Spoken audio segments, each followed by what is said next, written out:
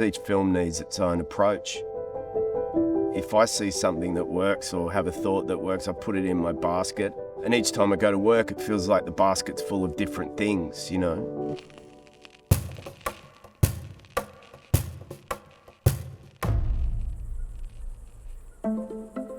There were once passageways to the old world, strange trails, hidden paths. I had read the novella in 2018. It had been gifted to me. Was very moved by it. 5 years later, Clint reached out to me about being in the film. I now had, at the time, twins that were 1.5 years old. It now had a whole different level of meaning to me as a father and as a husband. And it was like my life had suddenly intersected with what Robert is experiencing in terms of love and family and questions about what kind of a dad is he? Is he a good dad? This film in some way was a chance for me to do something as an actor that was far more personal than I would normally look for. To me, I've always seen acting as some version of my childhood love of playing dress-ups, reaching into the box and going, all right, now I'm this and now I'm that. And this was a case of going, all right, well now what if I'm me, you know, in some way. So they worked from sunrise until supper time, felling spruce, cedar, and tamarack. It's always the fascination to make sure you look the part. Some jobs are a history lesson.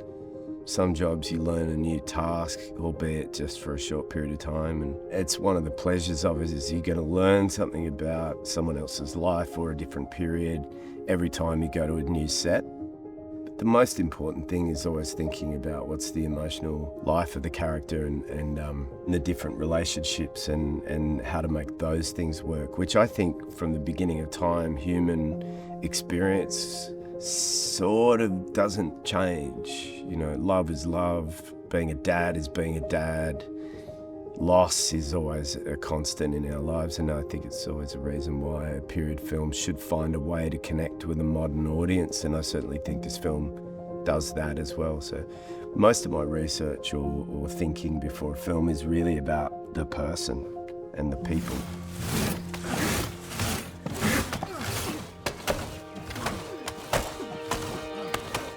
Playing a character who, for the most part, doesn't say much, takes a different kind of focus. I guess I'd had a bit of an experience with Jeff Nichols' movie Loving. Richard Loving as a character was similar to Robert in that he wasn't holding the reins of life. You know, this Train Dreams is a celebration of an ordinary human being. And a lot of ordinary human beings, which I would argue is most of us, feel like we're not holding the reins of our own lives. The world pushes us around and deals us blows and offers up joys and sorrows and everything. And particularly men like Robert, you feel like they've got a lot more words than they're using and they've got a lot more feelings than they're expressing. And so when he does talk, suddenly you want to hear what he has to say. And we find a moment in the film with Robert where he meets a stranger in the form of Kerry Condon's character Claire, who shares an experience with him in terms of that they have a commonality. And Robert finally kind of cracks open about his feelings, that he feels somehow responsible and guilty because he wasn't there. But no, I wasn't here.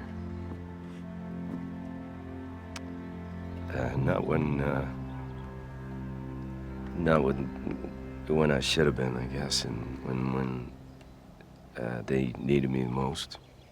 I found, like, on one hand, those scenes, say, on the Watchtower with Kerry, or the scene where I'm with Nathaniel Can with Ignatius Jack and we kill a deer, challenging and yet easy at the same time.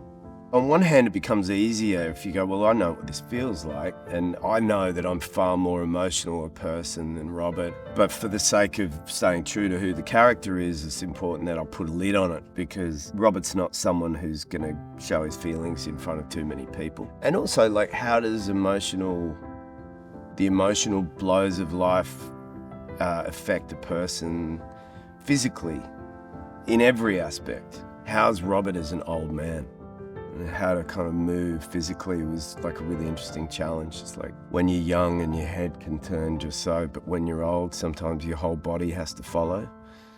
Just really paying attention to those things is a nice detail. What was that song that you were singing? It don't have a name, just come to me. Working with William H. Macy was a bit of a dream. The character relationship between me and him kind of similarly had a similar track to just the way I admire him. It's representative of these sort of transient relationships that you have when it comes to work. He's just a fun guy to be around, and he makes being away from your family more manageable and pleasurable. I wouldn't trust Arne Peebles as far as I could throw him, but I love hearing his stories, and are his stories true? Some of them yes, some of them no, but who cares? And there's this beautiful line in it where screenwriting and performance kind of perfectly intersect. I ask him, does he have family? You got family somewhere? My family is everywhere there's a smiling face. Within the pause between my family and the final part of the line, you can paint your own picture or write your own story, because there's kind of a sadness of loss in and of itself in that gap. Like a blank canvas for an audience to go, oh, what is Arne's history? Is he sad like Robert?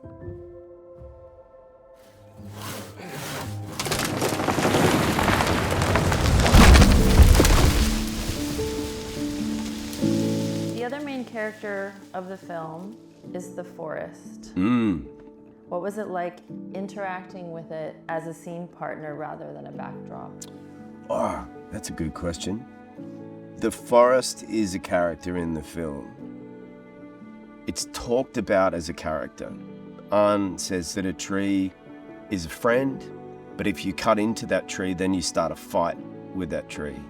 There's a lot of passages in the film that personify nature, and of course, Robert's whole world is affected by the forces of nature. So I think it's very astute and clever that Clint and Adolfo Veloso, the wonderful cinematographer, in their building of the world and the film language, saw nature as a very big character in the film rather than just something pretty to look at.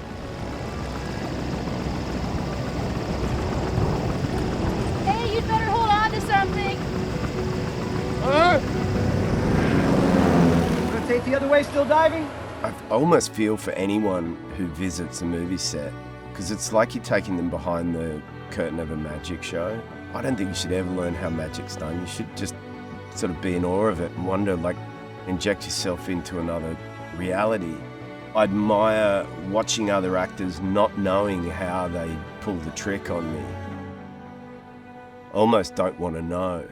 I find it hard to talk about acting, partly because I find it hard to articulate how I go about things. If I see something that works or have a thought that works, I put it in my basket. And each time I go to work, it feels like the basket's full of different things, you know, because each film needs its own approach. But it felt like the task was actually to let Robert be this person who saw the world with wonder, was afraid of the world, felt guilt, felt the impact of guilt, and learn to cherish the people that are in your life, because I think the end game of his journey is looking back and going, hold on to the things that you really care about, which are generally people. And so there's sort of such nice things within this film. They're just good reminders to be present, I think, because I feel like I'm always struggling with being present. So I'm with my kids, but I'm thinking about work. I'm at work, I'm thinking about them. It's like, how do you be present to the moment? And I feel like, I don't know if it was the character that taught me that or more the movie itself.